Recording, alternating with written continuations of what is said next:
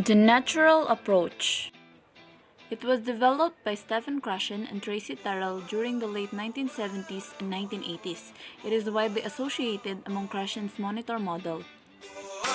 The objectives of the approach was first, language teaching methods based on observation and interpretation of how learners acquire both first and second languages in non-formal settings. Next is traditional approach to language teaching because it is based on the use of language in communicative situation without recourse to the native language.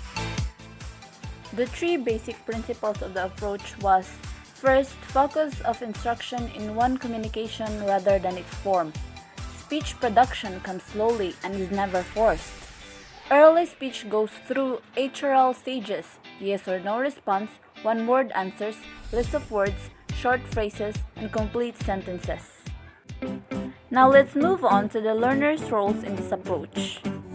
Central to these changing rules are learners' decision on when to speak, what to speak about, and what linguistic expression to use in speaking. During the pre-production stage, the student participated in activities without having to respond to target language.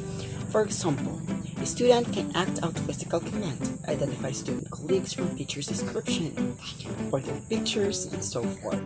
Specifically, learners' roles such as provide information about their specific goals so that acquisition activities can focus on the topics and situations most relevant to their needs. Take an active role in ensuring comprehensible input. They should learn and use conversational management techniques to regulate input. To decide when to start producing speech and when to upgrade it.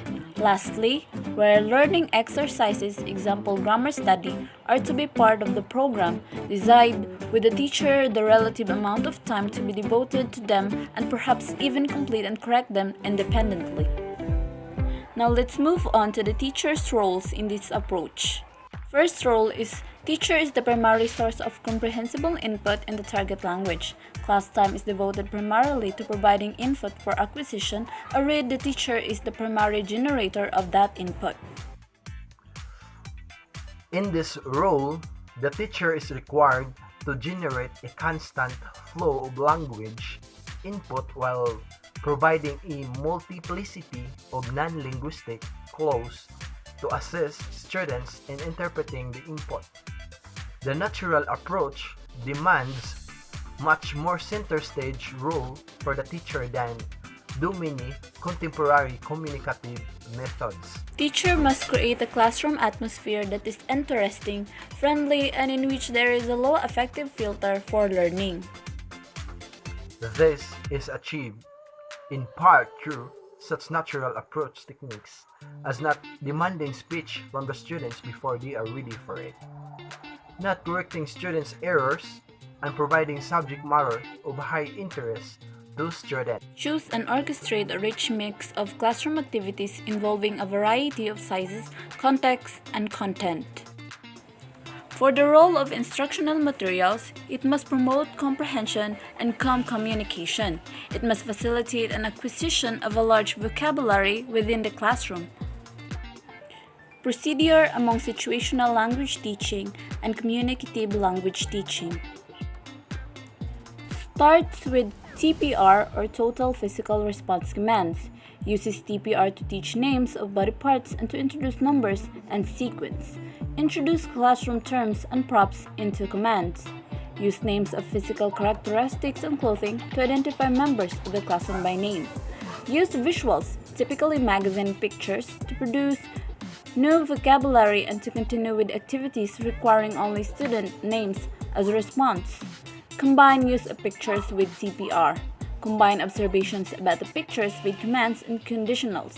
Lastly, using several pictures, ask students to point the picture being described.